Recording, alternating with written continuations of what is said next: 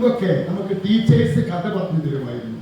Parents നമ്മളോട് പല സംഭവങ്ങളും പറയുമായിരുന്നു. എബ്രഹാം ലിങ്കൺ പ്രസംഗിക്കാൻ പോയിട്ട് മരങ്ങളോട് പ്രസംഗിച്ചതിനെ കുറിച്ച്, ആൽബർട്ട് ഐൻസ്റ്റീൻ പൂച്ചക്ക് കൂടുണ്ടാക്കിയതിനെ കുറിച്ച്, തോമസ് ആൽവ എഡിസൺ ഒരുപാട് തവണ പരാജയപ്പെട്ട് അവസാനം ബൾബിന്റെ വിഷയത്തിൽ വിജയിച്ചതിനെ കുറിച്ച്, ഐസക് ന്യൂട്ടന്റെ തലയിലേക്ക് ആപ്പിൾ വീണപ്പോ അത് അദ്ദേഹം ഒരു കണ്ടുപിടുത്തത്തിലേക്ക് മാറ്റിയതിനെ കുറിച്ച്, ഇങ്ങനെയുള്ള ഓരോ കഥകളും ഓരോ വ്യക്തികളെ കുറിച്ച് പറയുമ്പോൾ അത് നമ്മുടെ വ്യക്തിത്വത്തിൽ സ്വാധീനിക്കുകയും അവരെ റോൾ മോഡലുകളാക്കി കണ്ട് അതുപോലെ ആകുവാൻ വേണ്ടി നമ്മൾ പരിശ്രമിക്കുകയും ചെയ്യുമായിരുന്നു.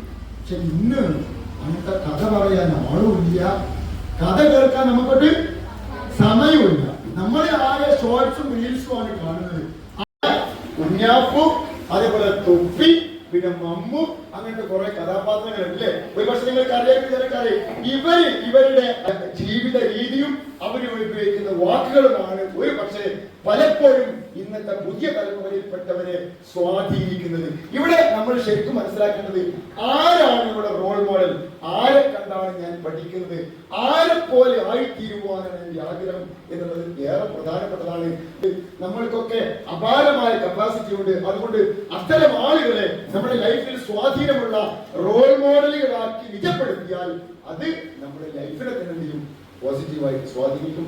അവിടെ ഇത്തരം നൈമിഷികമായ കഥാപാത്രങ്ങൾക്ക് പിന്നാലെ പോയി നമ്മൾ നമ്മുടെ സ്വയം എന്ത് ചെയ്യാൻ പാടില്ല, നശിപ്പിക്കാൻ പാടില്ല.